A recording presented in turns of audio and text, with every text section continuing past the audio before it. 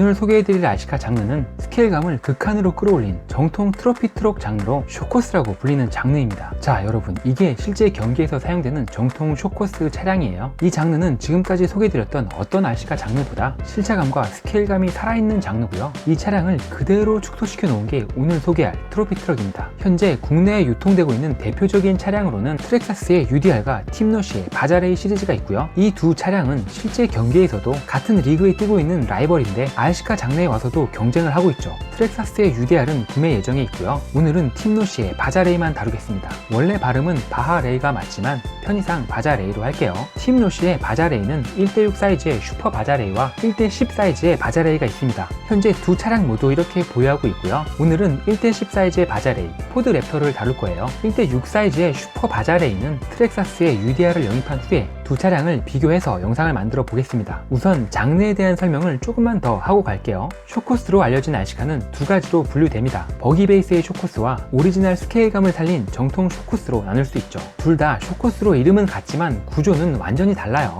버기 베이스의 쇼코스는 기본 구조가 버기와 완벽하게 같습니다. 제 지난 영상 RC카 장르편에서 자세하게 말씀드렸죠. 정통 쇼코스 장르는 버기와 전혀 무관한 완전히 새로운 장르예요.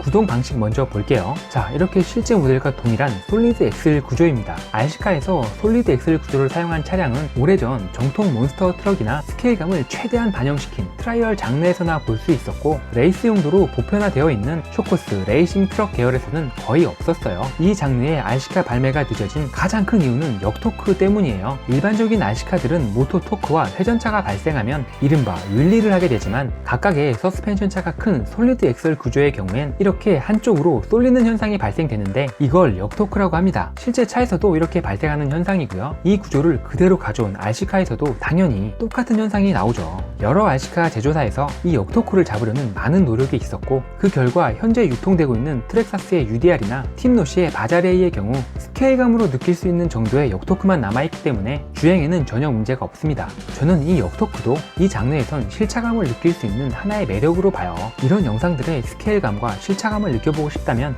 트렉사스의 UDR과 팀노시의 바자레이 강력하게 추천드립니다. 저런 영상에 나오는 개성있는 주행성을 RC카로 그대로 재현할 수 있어요. 지난달에 팀노시의 신작 바자레이 포드 랩터가 출시했고, 이 티저 영상을 보고 바로 주문했습니다. 국내엔 아직 출시 전이라 해외 직구로 구매했고요. 지난주에 수령했습니다. 우선 구조가 실차와 얼마나 흡사한지 간단하게 보여드릴게요. 차량의 앞부분입니다. 기본 구조와 골격 똑같아요. 물론 RC카 쪽에 보이는 디스크 브레이크는 모형입니다. 자, 이제 뒷부분을 보시죠. ሾ크 위치까지 동일하고요. 솔리드 엑셀까지 완벽하게 재현했습니다. 바디는 공식 라이센스 스케일 바디고요. 실제 모티브가 된 차량은 이 차량이에요.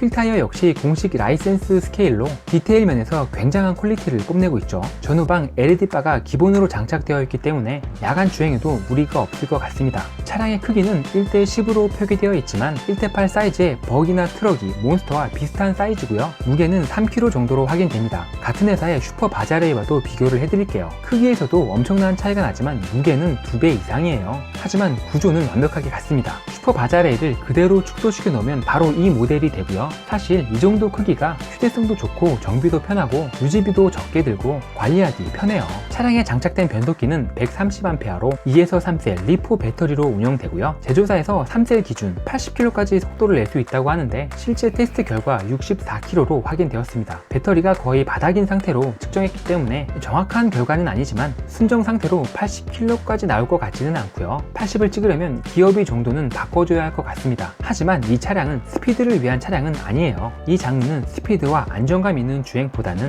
실차감과 스케일감으로 접근해야 하는 차량이죠. 그리고 로시의 차량들은 자이로 역할을 하는 AVC 기능을 사용할 수 있기 때문에 오프로드 고속 주행에서도 직진성이 좋고요. 그로 인해 주행의 안정감도 얻을 수 있죠. 다른 장르보다 이 쇼코스 장르에서 AVC 기능은 역토크나 모자란 주행성을 채워주는데 많은 도움이 돼요. 자, 그리고 드디어 로시가 인치볼트에서 미리볼트로 바꿨습니다. 이 차량도 미리볼트로 구성되어 있고요. 1.5mm와 2mm 공구 2개만 있으면 대부분의 파트가 분해 조립 가능합니다. 로시 차량답게 전체적인 조립 퀄리티와 마감 상태 굉장히 꼼꼼하게 잘 되어 있고요. 촉은 굉장히 부드럽게 조립되어 있지만 가능하다면 200에서 300 정도의 촉오일로 다시 채워주는 게 좋습니다. RTR 제품의 차량들은 촉오일을 가득 채우지 않고 출시하는 경우가 많기 많기 때문에 차량의 좋은 밸런스 유지를 위해서 쇼고일을 새로 넣어주는 걸 권장합니다. 자, 제가 지난 일요일 인천 소재 청라 서킷에서 바자레이 포드랩터를 게시하고 왔습니다. 주행 영상은 이 영상과 같이 업로드 할 거예요. 실차와 최대한 비슷한 주행성을 보여주려고 카메라맨까지 섭외했는데 안타깝게 당일 일이 생겨서 부득이 제가 직접 촬영하게 되었습니다. 영상미는 많이 떨어지지만 최선을 다해 촬영했어요. 관전 포인트는 역시 스케일감이니까 주행성보다는 차량의 움직임에 초점을 두고 보시면 이 장르를 이해하는 데 도움이 될 거예요.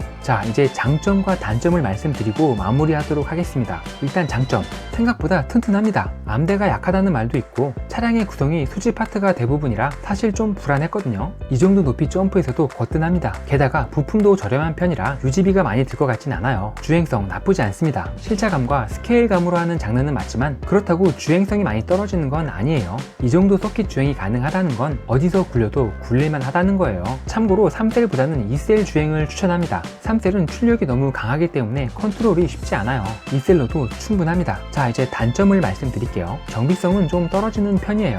구조가 크게 복잡하진 않아서 정비 자체가 어렵지는 않은데 정비하기까지의 과정이 상당히 번거롭습니다. 기자재를 육안으로 확인하려면 볼트 32개를 풀어야 돼요. 차량의 바디가 롤 게이지에 볼트로 고정되는 형태이기 때문인데요. 불편하고 번거롭긴 하지만 바디핀으로 탈부착하는 일반적인 아시카 구조의 바디보다는 훨씬 튼튼합니다. 불편하고 번거로운 대신 강성을 챙길 수 있으니 단점이라고만 할 수는 없겠네요. 변속기 잭은 EC3로 되어 있고요. 최신 모델답게 세련된 구조를 가지고 있는데요. 이게 저한테는 단점입니다. 저는 XT150 잭만 사용하는데 이 차량은 구조의 특성상 커넥터의 규격을 변경할 경우 배선 처리가 상당히 까다롭기 때문에 다른 잭은 사용이 좀 어려워요. 이 차량만을 위한 EC3 규격의 배터리가 필요할 것 같습니다. 차량의 내구성은 조금 더 테스트해봐야 알 것 같기 때문에 오늘은 언급할 수가 없어요. 좀 더 테스트해보고 댓글이나 추가 코멘트로 채워 넣겠습니다. 오늘도 긴 시간 시청해주셔서 감사드리고요. 오늘은 여기까지 하겠습니다.